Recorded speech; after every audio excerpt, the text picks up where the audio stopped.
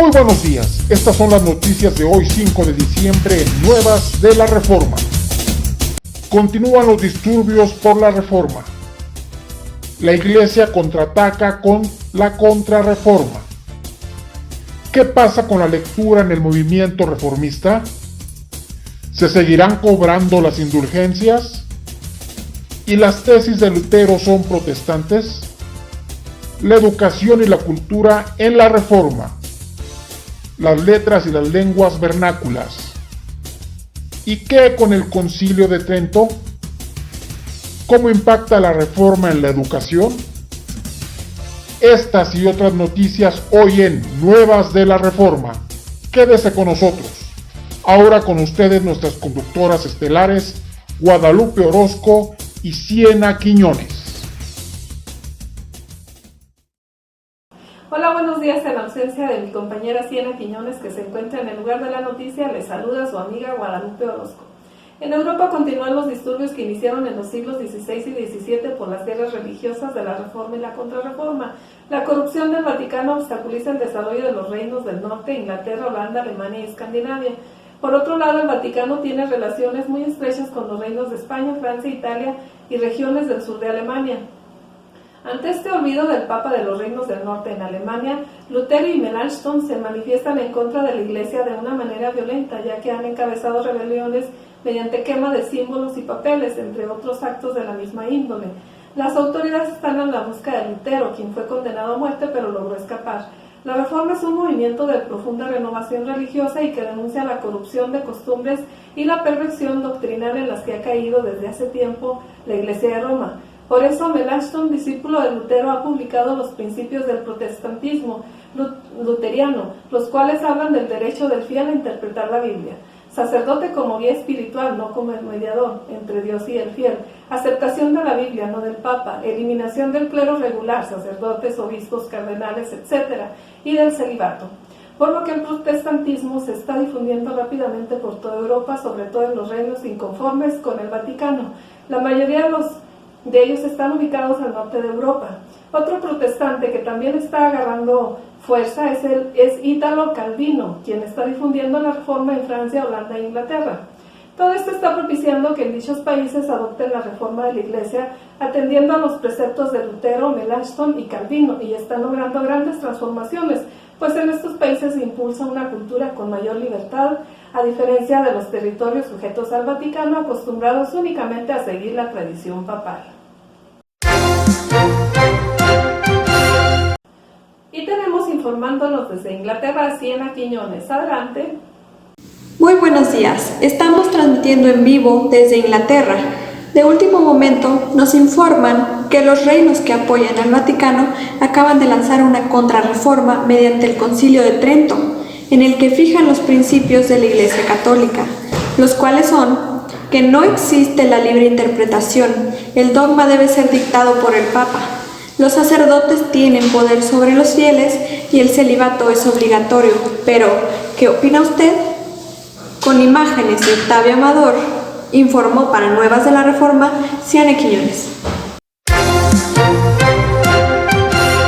Muchas gracias, Siena. Entre tanto, también tenemos nuestra corresponsal en Inglaterra, a Regina Vela. Adelante, compañera. Muy buenos días, en vivo desde Inglaterra. Después de las guerras civiles que estuvieron presentes la semana pasada, los países protestantes lograron separarse del Papa.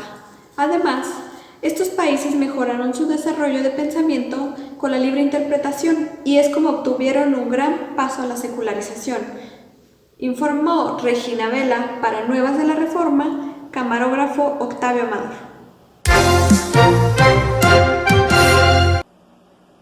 Regina, gracias. Esperamos más información. Hola, Saraí, ¿qué está pasando en Inglaterra con la lectura? Adelante. Muy buenos días. Les informo desde Inglaterra que después de que los movimientos heréticos se integraron al movimiento reformista y el Papa Pío II se refirió a ellos diciendo: aquella progenie humana infiel tiene por lo menos una buena cualidad, ama la instrucción.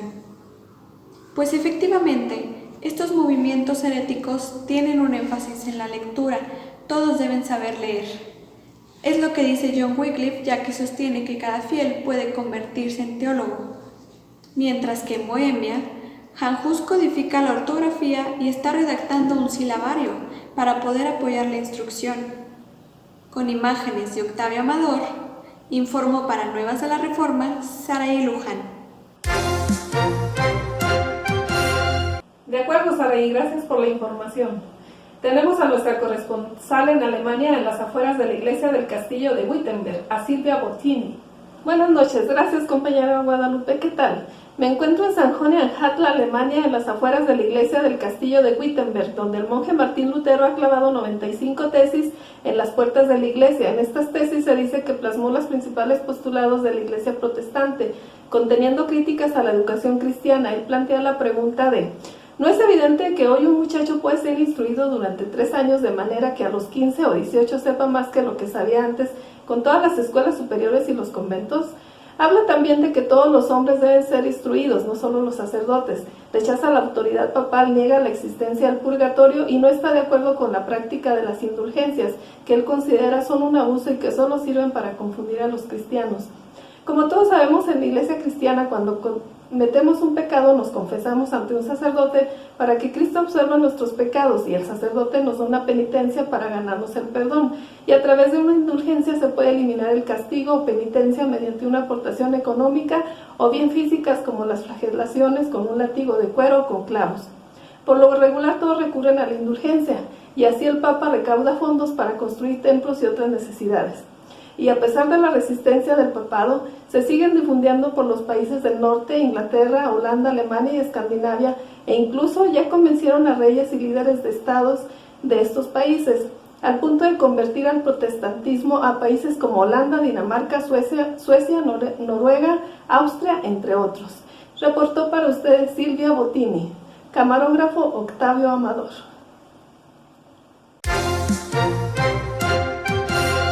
Sara Bottini, nos mantienes informados sobre Lutero, gracias. Brian, adelante, te escuchamos. Muy buenos días, transmitimos en vivo desde Inglaterra. Según nos informan, el punto principal de la reforma es que promueve la importancia de la lectura y hace hincapié en que la educación debe ser para todos.